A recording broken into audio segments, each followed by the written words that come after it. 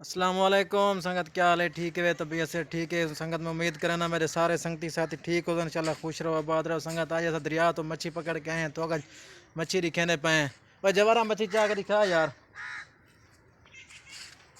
ये देखो दोस्तों, ये मेरा बड़ा शिकारी भिरा खड़े हुए थिया। ओए आराम नाल में चक मरें दिए खड़े दिखा इठे वे मच्छी भाई चाह के दिखा।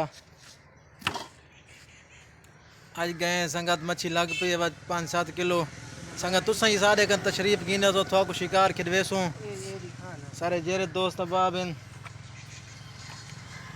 माशाल्लाह चंगी मच्छी लग गई है सारे। देते पे सो मच्छी तुसा ही खासो कदीर खान मच्छी खासो। अच्छा भाई चाह दिखा यार। सिंगारा चा सिंगारा ये देते पे तो सिंगारा ही वे। ओए होए होए होए होए होए होए जवाहर खान दे टूपा पानी हाँ तो ठीक है मच्छी पकड़े रहे। जी हाँ यार।